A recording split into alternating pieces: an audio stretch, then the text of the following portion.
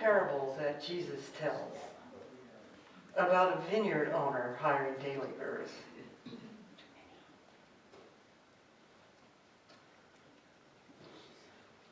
It's Matthew 20, and I'm going to tell it here with a little bit of artistic license with the particulars.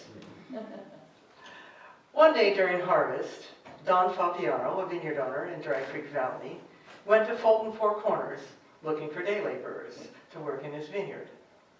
He told the men that he found there that he would pay them each $100 for their day's work, and those that agreed were taken out to his vineyard. Later that same morning, he returned to Fulton Four Corners, where more day laborers were waiting. He asked them also to come to his vineyard, telling them that he would pay them fairly for the remainder of the day's work, and these laborers were also taken to his vineyard.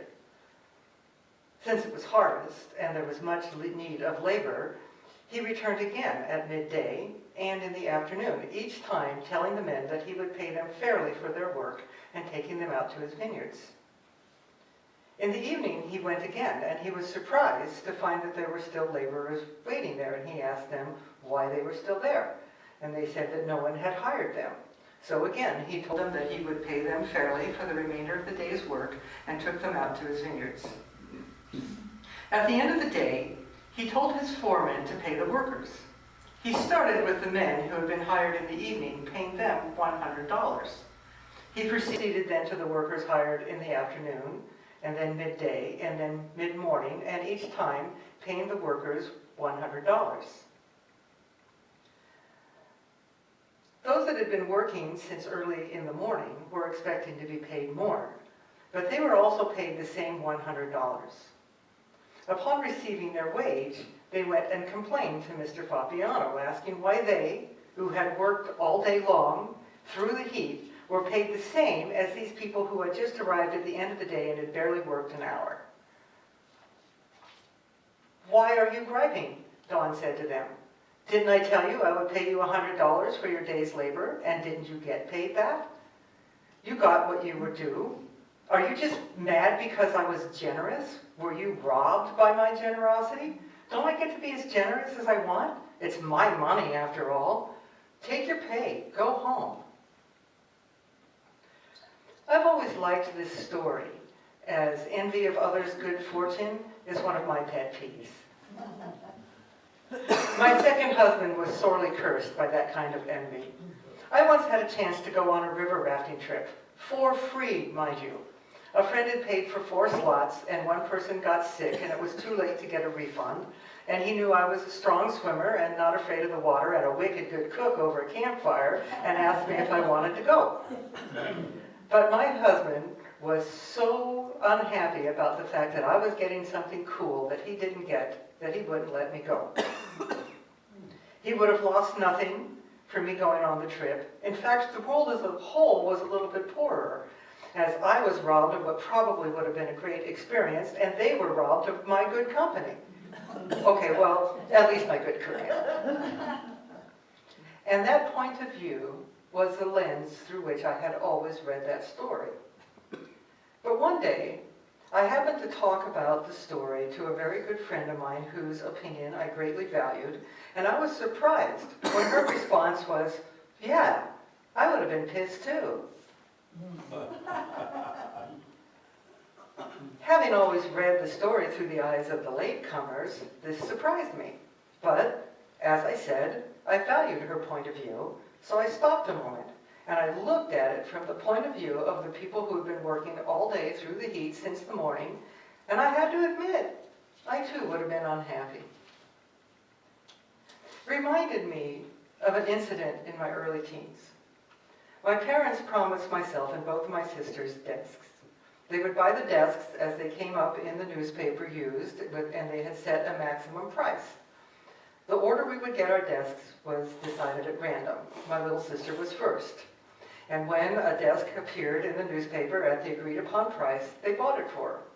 It was a beautiful, solid oak desk with a matching chair. In fact, that desk was such good quality that to this day, my little sister still got it. When the next day a desk came up, my dad went to get it. And I was expecting a desk akin to the quality of my little sister's, as they were going to pay the same price to it. But instead, it was a cheap particle board desk with vinyl laminate and a slightly rickety chair that didn't match. I tried to keep it to myself, but I admit I felt cheated. It just didn't feel fair. Now, Liz's desk, being better than mine, did not actually diminish my desk in any way. It was a perfectly workable desk, and if I'd gotten it first, I would have been thrilled with it. I had my own desk. It took nothing from me that her desk turned out to be a quality piece of furniture at a great price. And even being miffed at my parents was probably misplaced. Perhaps they had considered not buying the desk as it wasn't as good a quality. But we had recently moved into the new house, and we all had a lot more room than we had now having room for our own desk. And we were at a point in our lives and our schooling where having our own desk was good. So perhaps they decided that it was better that I have a desk than that they wait who knows how long for another deal as good as my little sister's. You may have noticed that the Bible doesn't tend to have parables about human tendencies and weaknesses that don't exist. As a matter of fact, you can pretty much rely on them to be, well, pretty much universal. Just how common is this reaction? Well, I once read about an experiment with rhesus monkeys. Now, rhesus monkeys are not as intelligent as the great apes, but they're pretty bright little critters, easily taught tricks. So for this experiment, the monkeys were taught a simple trick. And they would have the monkey do the trick, and they would reward it with a slice of cucumber, which the monkeys liked. And they would happily do the trick for their cucumber slice. But if you had two monkeys in the room, and you had the first monkey do the trick, but you gave it a grape, which was a much better treat than the cucumber slice, and then you had the second monkey do the trick, but it got a cucumber slice, OMG, you had one cranky little monkey. It would scream, throw the cucumber out of the ground, and refuse to do the trick until it was offered a grape. Likewise, anyone who's owned more than one dog at a time knows that if you show affection or give a treat to one dog and not the other dog, you could be in for some trouble. The slighted dog may pout, whine, chew up your favorite shirt, or ignore you, except for that unwanted gift left in your slipper. Now, whether you believe that all that we are comes directly from God, or that we got here through the slow process of evolution, or that we evolved guided by the hand of God, in all cases, it just doesn't make sense that we have universal attributes that don't serve any purpose. In group societies, fairness matters. If resources are scarce, then it's always to one's benefit to object to an unfair distribution of resources. For animals, such as dogs or rhesus monkeys, they don't know the difference between being unfairly robbed of one's share of the resources or something just being different but fair, or somebody having more than you but it didn't rob you in any way of your fair share.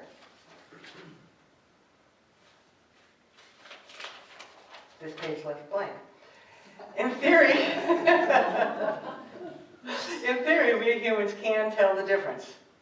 When you can tell the difference, then an accurate determination of whether it is or is not useful to object will be good for both the individual and the group as a whole. Let's say a group of humans comes upon a field of wild wheat. And for all practical purposes, given the size of the group, it's an endless field of wheat.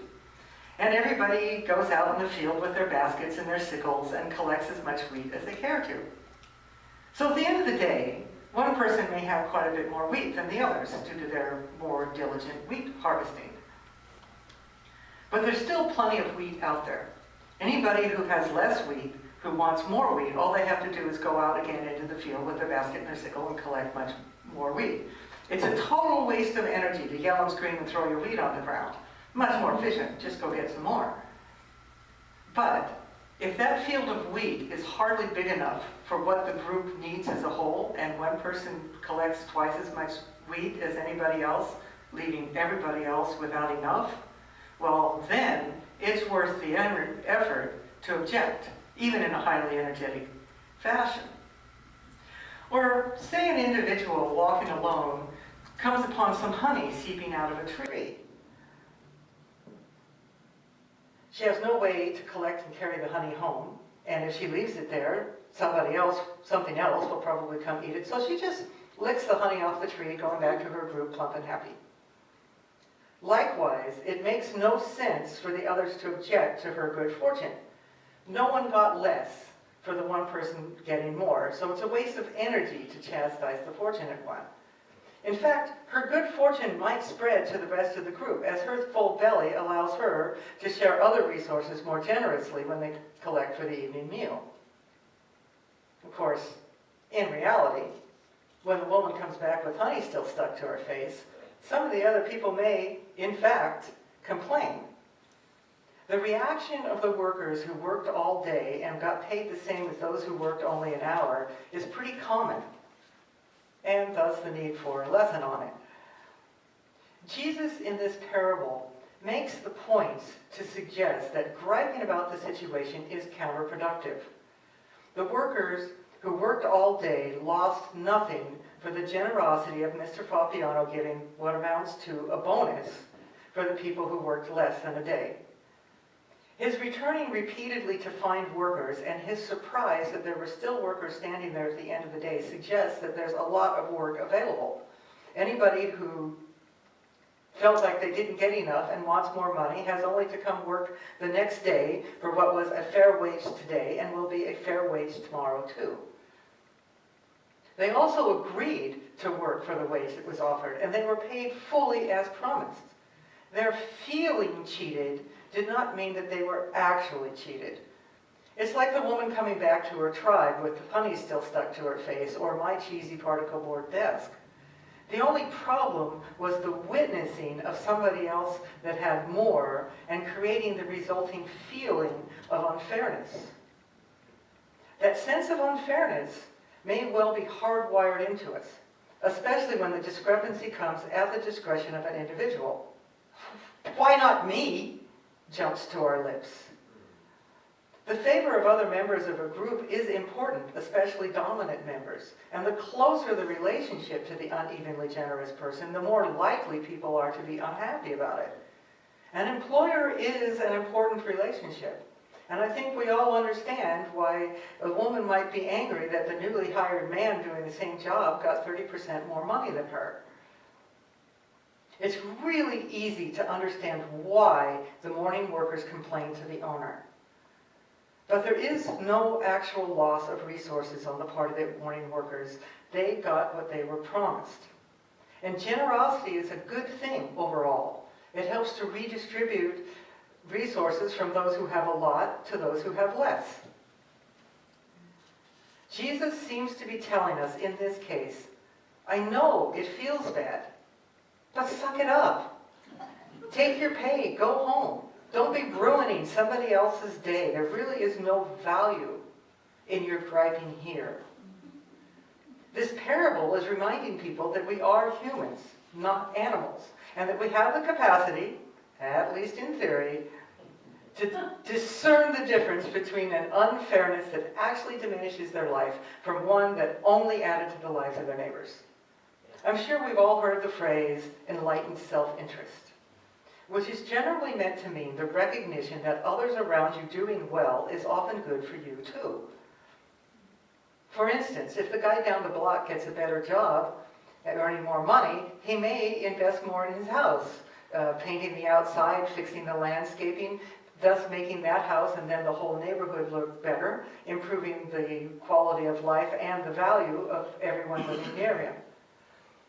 In general, objecting to unfairness that is not actually unfair is a waste of energy.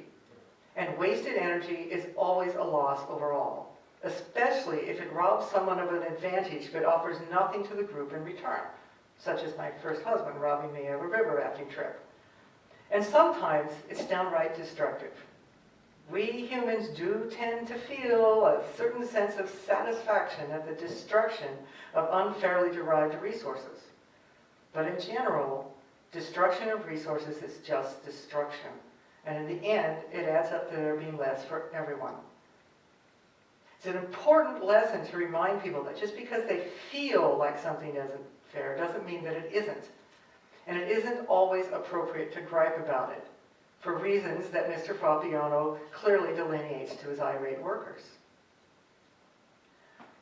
Now, parables have a tendency to have more than one message. Jesus introduces this parable by saying, "The kingdom of heaven is like," and then he tells the story.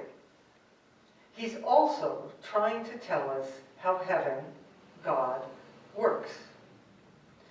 Jesus had been traveling around telling people, among other interesting things, that getting to heaven was not determined by dropping our life in a formula.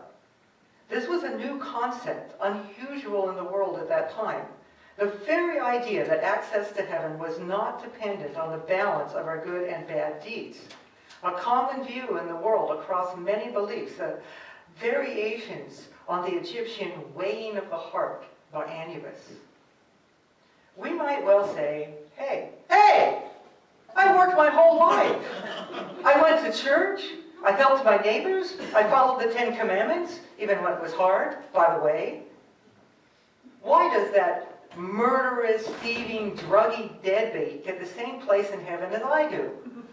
Why does God value that Republican, Democrat, Russian, despot, greedy CEO, or low-down drug dealer the same as me?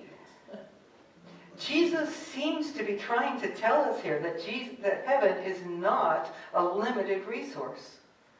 God can grant a place in heaven for both the lawmaker making abortion illegal and the abortion provider and still have room for you. Heaven is an endless field of wheat. And we all get what we were promised. Whatever the promise of heaven is, and I don't pretend to understand that part, but we all get that same promise. All of it. Because God is generous. And it's a pretty bad look, too, to stand and assert that God does not get to be generous. Which is a good thing, because though we may look at the sins of others and think ourselves better, we are all sinners. I may like to think of myself as a pretty good person. I do, in fact. But I would still be afraid to stand before Anubis and watch my heart hit that scale. I know it's not pure.